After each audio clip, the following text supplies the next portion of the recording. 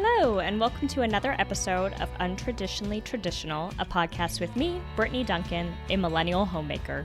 Join me each week as I share all the things I've learned that make keeping your home, garden, and life running smoothly, all while working. If you are enjoying the podcast, please be sure to subscribe in your favorite podcasting app so you get the episodes downloaded straight to you every Monday. Now, on to today's episode. Hello, and welcome back to Untraditionally Traditional, a millennial homemaker. I'm your host, Brittany Duncan, and this is episode 110.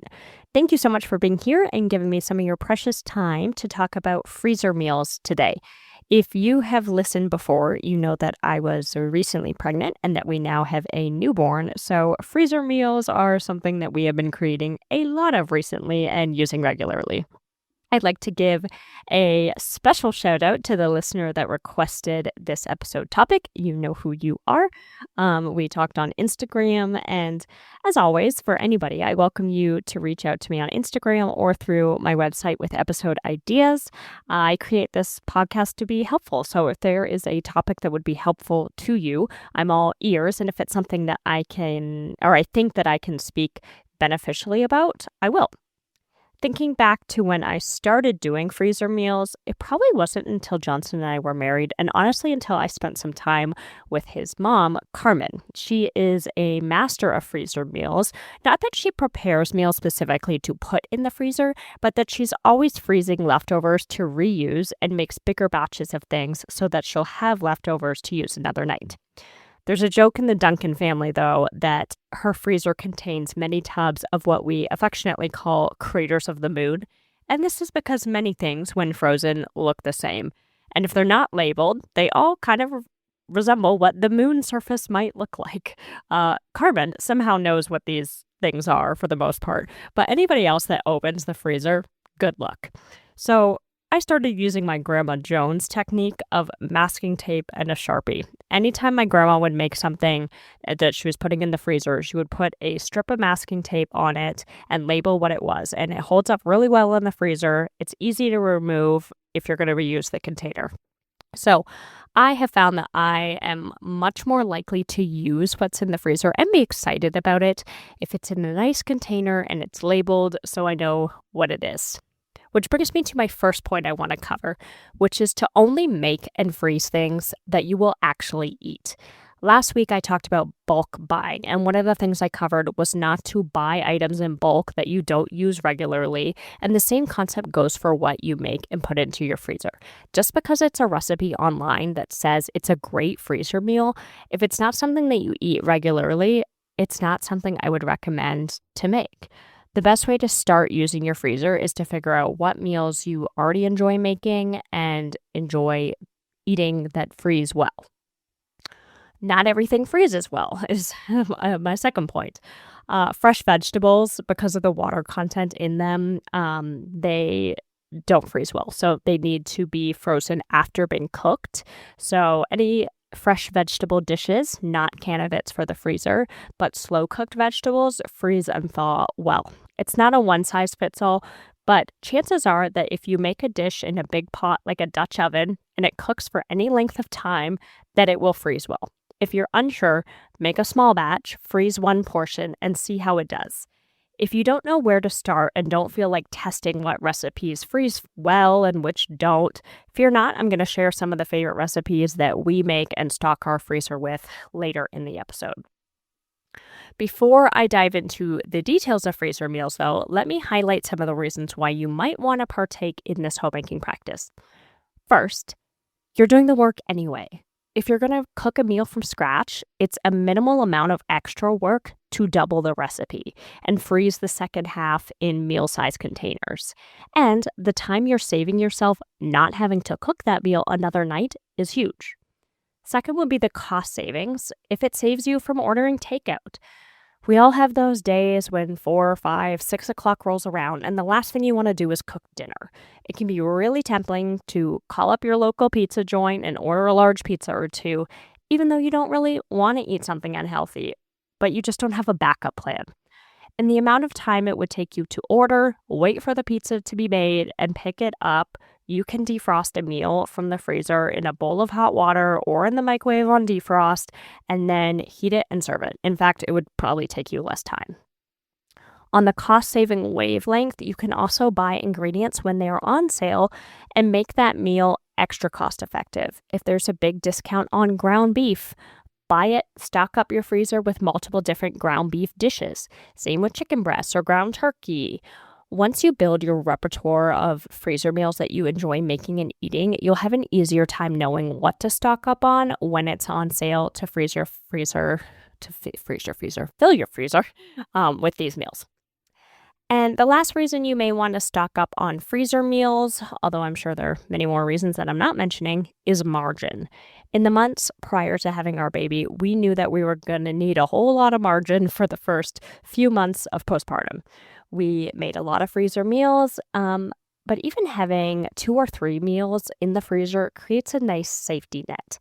I mentioned the scenario where you've had a long day and you don't feel like cooking, but it's also nice to have a good quality soup or 2 frozen in your freezer for when the family comes down with a cold or when your friend or neighbor does, so that you can drop off a doorstep care package to them with ease. A soup you already had made, and all they have to do is heat and serve it, right? You can include in their care package a box of tissues, some nice tea, and you will have made them feel so loved and cared for. Top tip for soups that I recently learned from my friend Kristen, who dropped off the most delicious soup to Johnson and I after we had our baby. In her care package, she included a block of parm to grate on top of the soup, and then a bag of dried pasta. And she said that her family loves to serve the soup over pasta, but she didn't put the pasta in the soup. Moving forward, I will be making my soups without the noodle in them, especially if I'm going to freeze it, because I found that making the pasta while the soup was heating and then serving it over top, the pasta was the perfect texture. Whereas with noodles in the soup, I feel like they can get overdone, especially if you made the soup and then you're reheating leftovers. They can get mushy or start to fall apart. And so this method that she used of keeping the pasta out of the soup prevented that. And it gives you the freedom to decide what carb you want with your soup. Maybe one day you want noodles, or you have some delicious focaccia that you made and you want to use that, or maybe you want to be a little bit healthier and use some wild rice that you've already made and frozen. More on that in a moment. It opens up your ability to be flexible. And it's especially nice if you have someone in your family that's gluten-free, or if you are bringing soup to someone that is gluten-free, you can amend what you are including to serve with that soup, but you don't have to make a whole different recipe just for this particular use. So, love that. Before we dive into meals that I love to make and freeze, I wanted to touch on the overlooked aspect of making and freezing components of a meal. We make and freeze a lot of our carbs that we include in meals. It makes it flexible, like I was mentioning above. Johnson may want sweet potato with a dish, and I may want brown rice, and we can each have what we want with this method. And it makes life so simple. We use the Instant Pot for most of the carbs that we eat in a given day, and you'll typically find 1 cup cubes of frozen white rice, brown rice, wild rice, mashed potatoes, and mashed sweet potatoes in our freezer at any given time. These are the side carbs that we try to keep stocked, but additionally, I also like to freeze homemade sliced bread, English muffins, regular muffins, focaccia, pie crusts, and balls of homemade pasta dough that can be thawed, rolled, and sliced for meals. Sauces are another great meal component that you can freeze. Of course, you've got your pasta sauces, think hearty bolognese, but also things like salsa, jam, queso, cooking sauces like curry or enchilada sauce. You can also freeze cooked meats, and these make your next meal super easy. Just know that once you cook the meat and freeze it, you don't want to make it into a meal and then freeze it again because of the risk of foodborne illness. So freeze cooked meats into smaller portions that you can use in a single night recipe that you're not going to be trying to freeze those leftovers. Shredded meats are really great for this. You simply pack the meat tight, to avoid freezer burn. And then when you are going to make a meal another night, you already have it. It's going to take you half the time because that meat is already cooked and ready to go. And the last meal component I'll hit is dessert materials because I do love a sweet treat. Cookie dough is an obvious one, but I like to roll the dough into logs and then wrap in saran and parchment paper, tying the ends and to make it look like a bow. I use ribbons. They're super cute, and they also double as like a quick Cersei gift if you need to bring something to someone who's like having you over for dinner, or a simple "I thought of you" gift to brighten a friend's day. And they can just like slice it and bake it. So love to do that.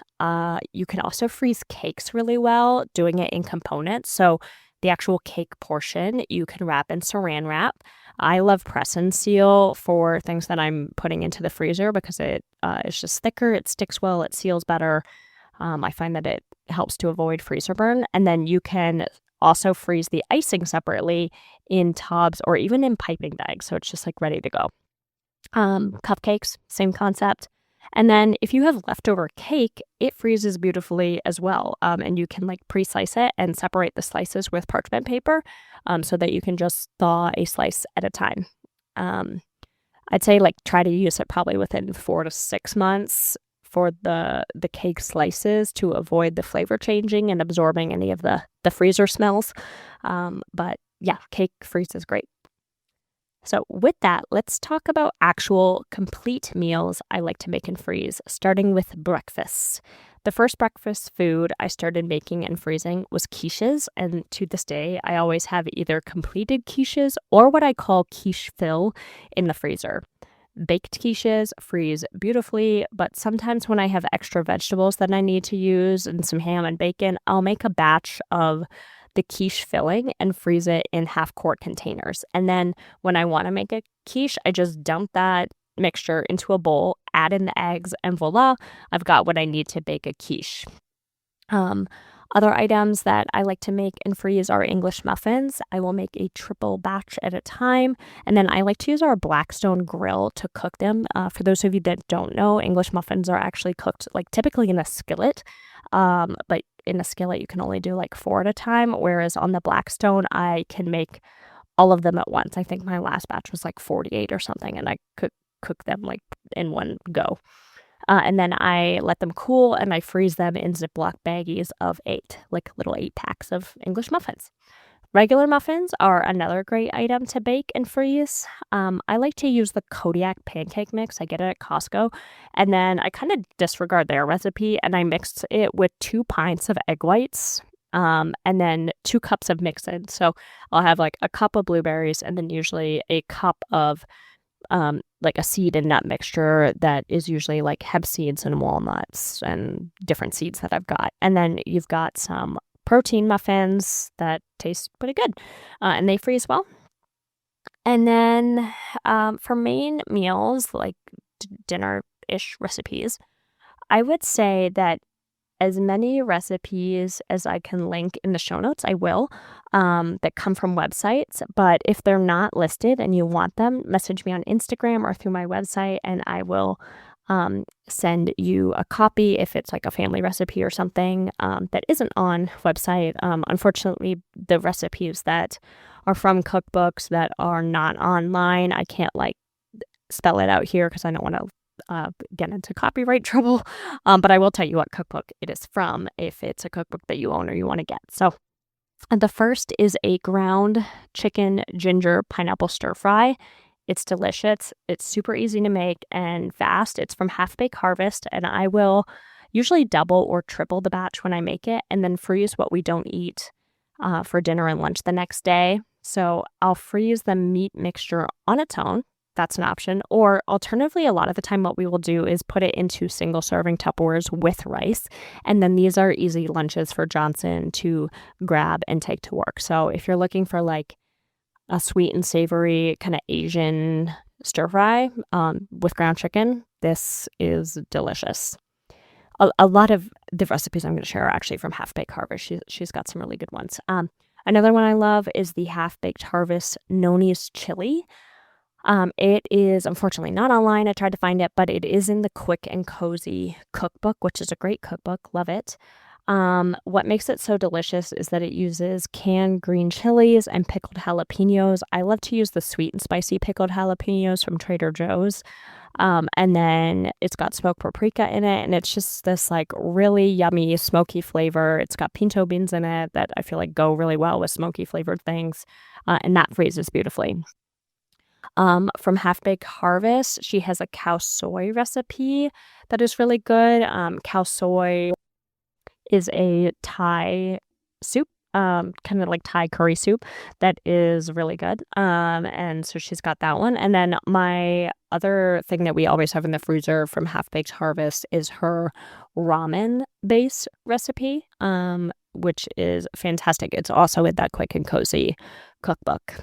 So lots of good ones in there. And for that one, I will actually make the chicken breasts in the Instant Pot, and then I will shred them in our KitchenAid mixer, and it makes it so easy and fast to make this ramen base. And so I will make that. It makes quite a bit. Usually I'll double it though, just because it is so nice to have in the freezer. So those are 4 Half-Baked Harvest recipes that I really love and we typically have in our freezer. Outside of Half-Baked Harvest, we have picadillo in our freezer almost always. It's a Cuban ground beef tomato olive dish that is so yummy. It's a staple in our family. I use my mother-in-law's recipe, as she is the Cuban queen of the family and an amazing cook. The key to good picadillo is using wine, lots of green olives and raisins. With the olives, sometimes I'll even add some of that brine to really bring out the flavor. And of course, the Cuban staples, lots of garlic, cumin, bay leaves. If you would like the recipe, you can message me and I'll share it. I always make a double batch, and I've even made empanadas and put the picadillo in it. So that's another fun way to freeze and use it as well. So it's super versatile and yummy. Chicken marsala is great for freezing.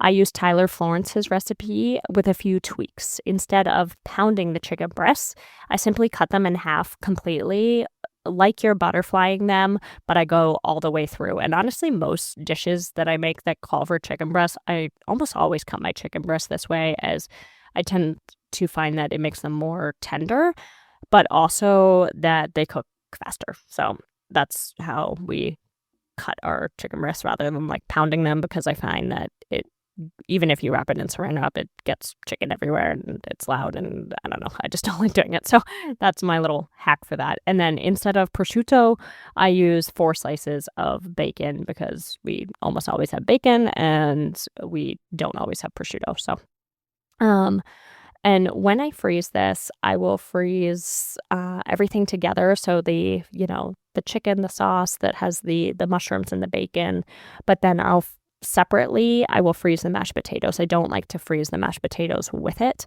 I like to be able to heat the chicken in that sauce and then serve it over top of mashed potatoes, just like you would if you were serving it fresh.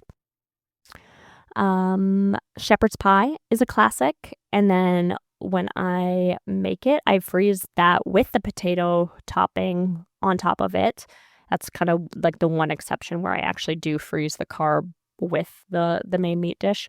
And I'll make 2 versions. I'll make some with regular mashed potatoes, and then I'll make some that have a sweet potato topping, just for variety. I use the Joe Cook's recipe, and then I chop carrots and added frozen peas instead of using mixed frozen vegetables, but that's really only because it's nearly impossible to find those mixes without corn, which Johnson and I avoid. So that's why I do that. But if you are pro corn, then you could just use the frozen vegetable mix and it would be really easy. And then rather than baking it in a skillet, I transfer the meat into metal pie tins. I top it with that mashed potato topping, and then I wrap tightly in saran wrap and freeze it that way. And then when you're going to make it, you can bake it and serve it, which is the way that I would recommend it if you have the time. Or if you're pinched for time, you can just slice it and microwave it. But the potatoes won't get that like nice golden brown crispiness that I like when you bake it. So try to bake it if you can. And then we almost always have red beans and gumbo in our freezer. For those of you who don't know, my husband is New Orleanian, And at this point, I feel like I've mastered red beans and gumbo, which are two quintessential dishes from New Orleans. I use the Camellia brand recipe for the red beans. I use dried beans. I soak them overnight in water, and then I drain and rinse them. And then that's what I'll boil for 2 hours in the broth as the recipe calls.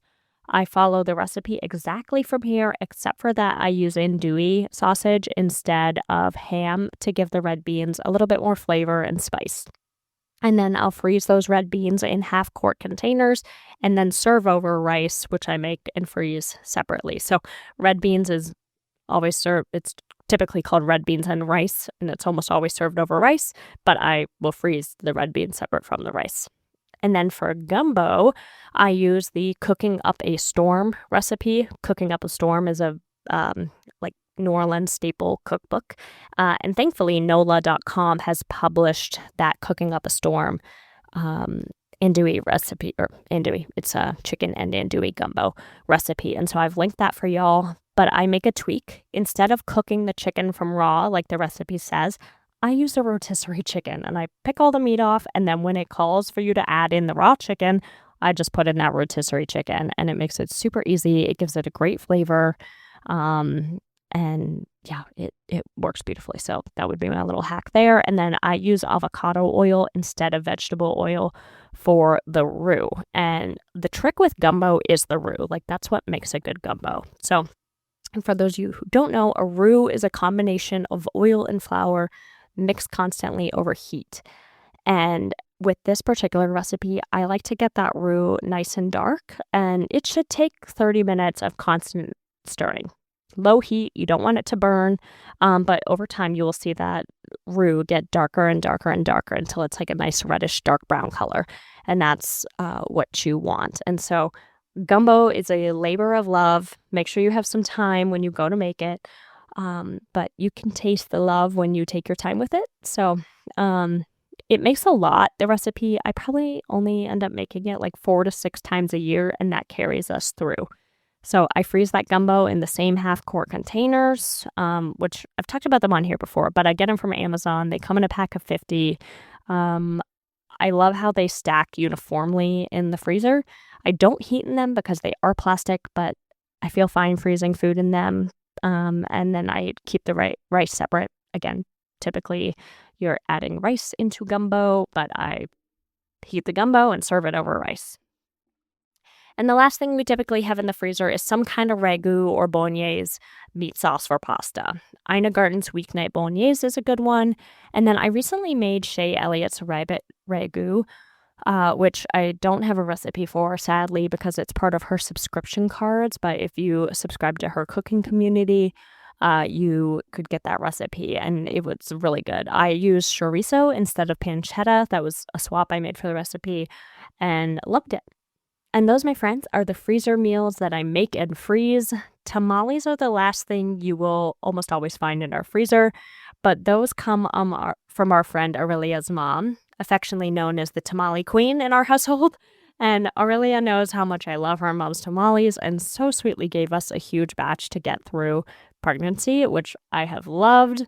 Aurelia, you are the sweetest, and you've been so supportive of us, so thank you if you are listening.